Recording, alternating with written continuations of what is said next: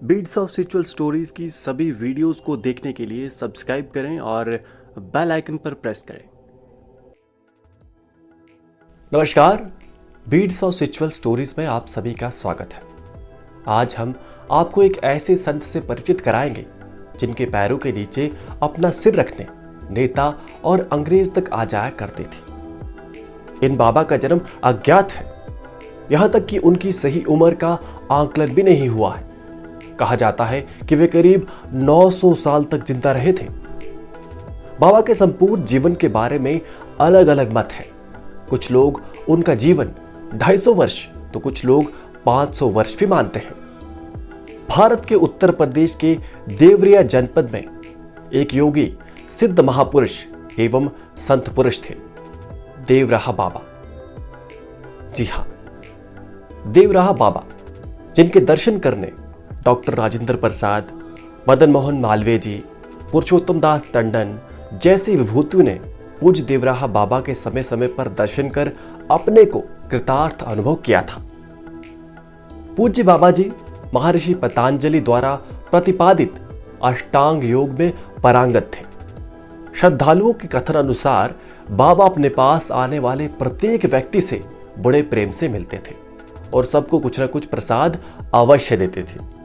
प्रसाद देने के लिए बाबा अपना हाथ ऐसे ही मचान के खाली भाग में रखते थे और उनके हाथ में फल, मेवे या कुछ अन्य खाद्य पदार्थ आ जाते थे, जबकि मचान पर ऐसी कोई वस्तु होती भी नहीं थी। श्रद्धालुओं को कोताहुल होता था कि आखिर ये प्रसाद बाबा के हाथ में आखिर आता कहां से है। जनश्रुति के मुताबिक वे खेचरी मुद्रा की वजह से आवागमन से कहीं भी कभी भी चले जाते थे। उनके आसपास उगने वाले बबूल के पेड़ों में कांटे नहीं होते थे, चारों तरफ सुगंध ही सुगंध होती थी।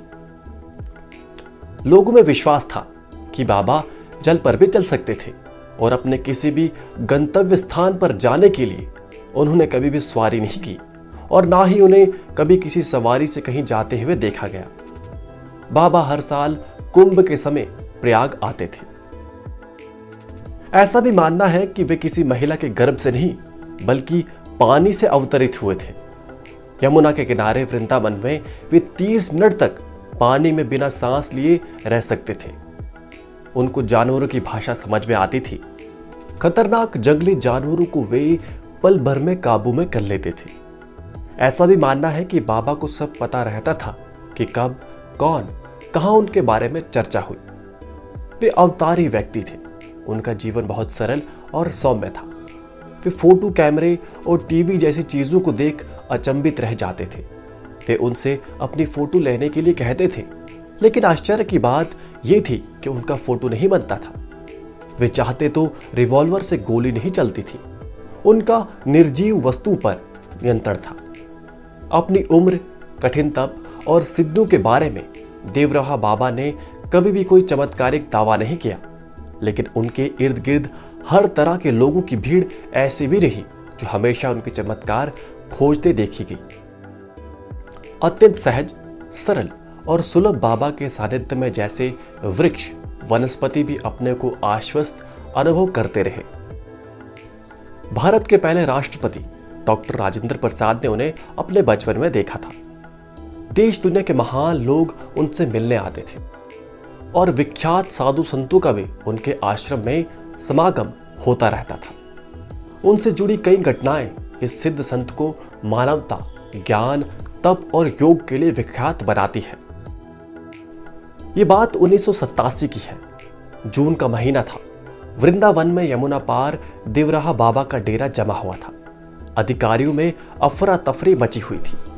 प्रधानमंत्री राजीव गांधी को बाबा के दर्शन करने आना था।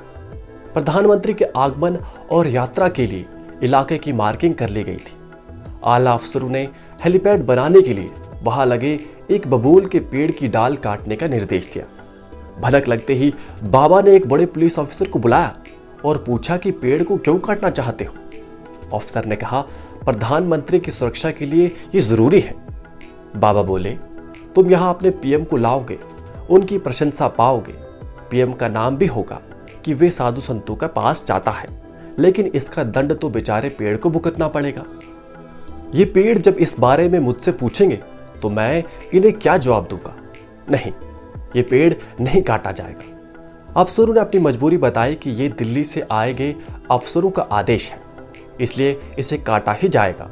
और फिर पूरा पेड़ भी तो नहीं काटा जा रहा, इसकी एक टहनी ही काटी जा रही है।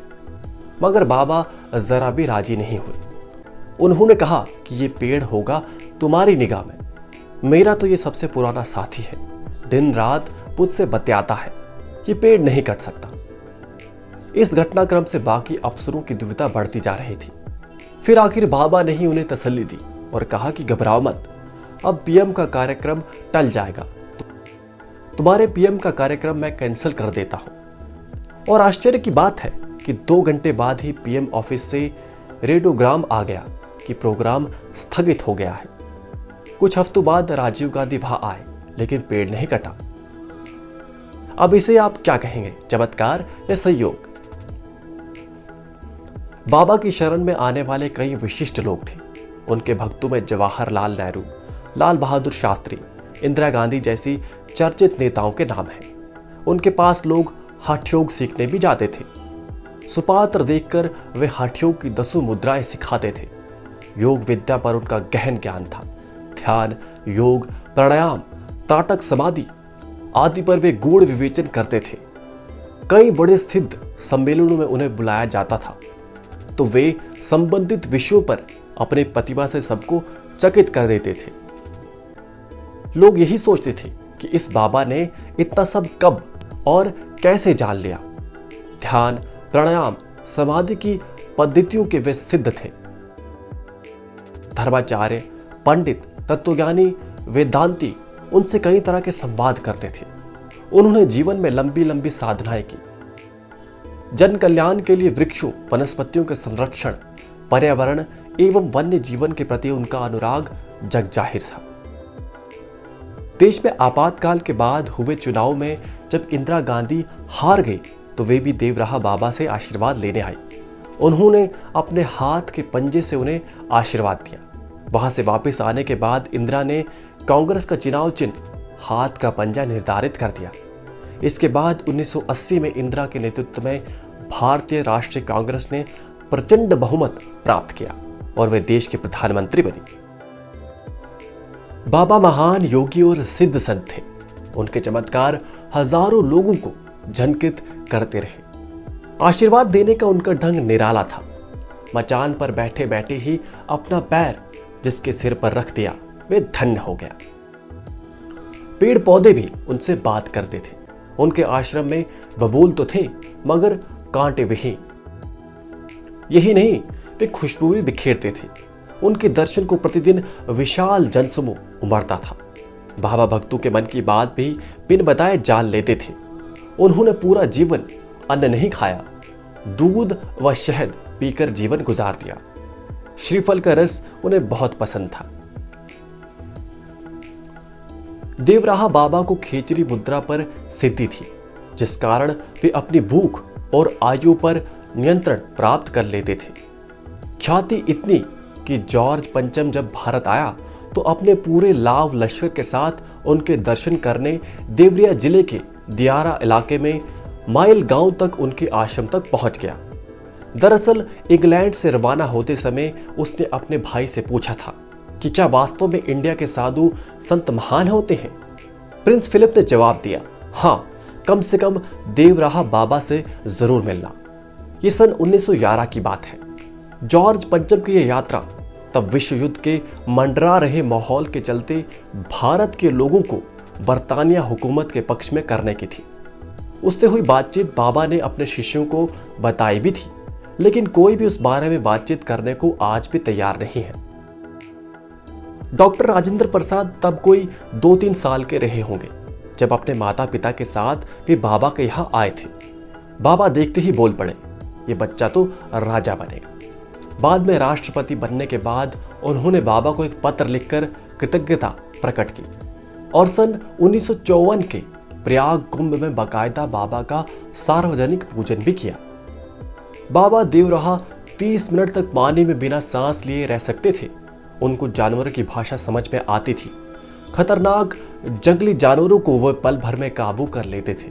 उनके भक्त उन्हें दया का महासमुद्र बताते थे। जो भी बाबा के दरबार आया, बाबा से भरपूर दया लेकर गया। वितरण में कोई विभेद नहीं। वर्षजल की भांति बाबा का आशीर्वाद सब पर बरसा और खूब बरसा।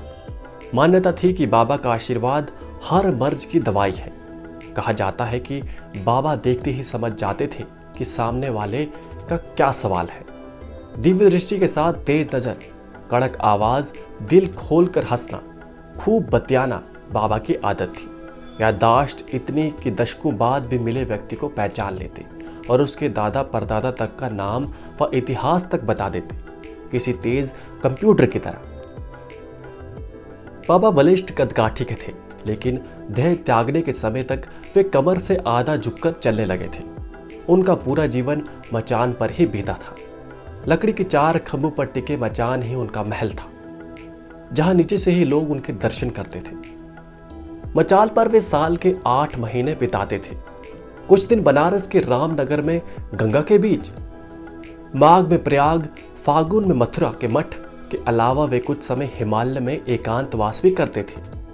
खुद कभी कुछ नहीं खाया, लेकिन भक्तगण जो भी कुछ लेकर पहुंचे उसे भक्तों पर ही बरसा दिया। उनका बताशा मखाना हासिल करने के लिए सैकड़ों लोगों की भीड़ हर जगह जुटती थी। और फिर अचानक 11 जून 1990 को उन्होंने दर्शन देना बंद कर दिया। लगा जैसे कुछ अनहोनी होने वाली है। मौसम तक का मिजाज बदल गया। यमुना की लहरें तक बेचैन होने लगी। मचान पर बाबा त्रिबंध सिंहासन पर बैठे ही रहे।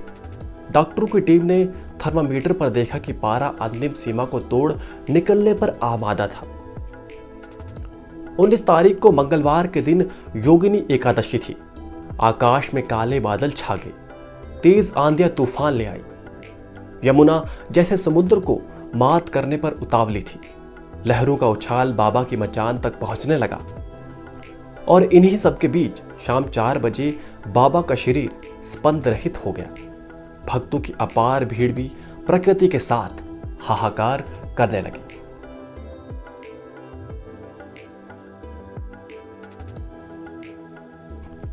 प्रियजनों, यदि आप इस जानकारी से अभी तक अनभिज्ञ थे तो कृपया शेयर द्वारा अपने अन्य मित्रों को भी इससे अवगत जरूर कराएं। बाकी इतने धैर्य से हमें सुनने के लिए आप सबका बहुत बहुत साधुवाद। धन्यवाद। जय देवराहा बाबा।